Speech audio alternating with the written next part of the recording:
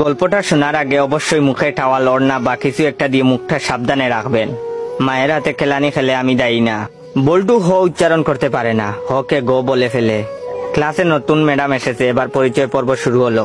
Madam বলল, high ছাত্রছাত্রীরা, আমি পাখি, এবার তোমাদের পরিচয় দাও দেখি। হাই আমি মন্টু, হাই আমি সেন্টু, এভাবে যে যার মতো পরিচয় দিল। এবার বল্টুর পালা। বল্টু বলল, গাই আমি বল্টু। ম্যাডাম বললেন, কি বললে হারামি?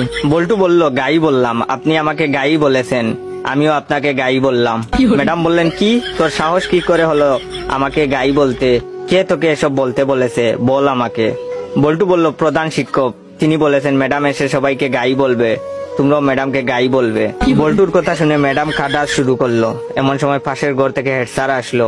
হেড স্যার আবার ক বলতে পারে না, ক কে প বলে ফেলে। হেড স্যার এসে বললেন, কি ব্যাপার ম্যাডাম, এভাবে পাচ্ছেন যে? প্রথম দিনেই ম্যাডাম রে এভাবে পাদানো হলো কেন? হেড স্যারের কথা শুনে ম্যাডাম আরো জুড়ে জুড়ে কাঁদা শুরু করলো।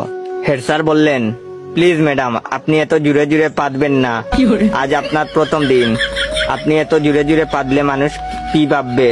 প্লিজ আস্তে আস্তে পাদুন, তাহলে আমরা ছাড়া আপনার পাদার শব্দ অন্যরা শুনতে পাবে না। হেড স্যারের কথা শুনে ম্যাডাম তো কাঁদতে কাঁদতে বেঞ্চের উপর শুয়ে পড়লো।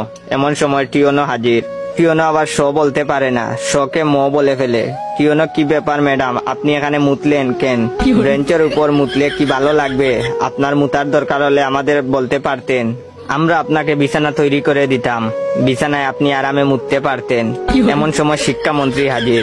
শিক্ষামন্ত্রী আবার উপরের সবগুলো সমস্যা বিদ্যমান। শিক্ষামন্ত্রীকে যে যার মতো ঘটনা খুলে বলল।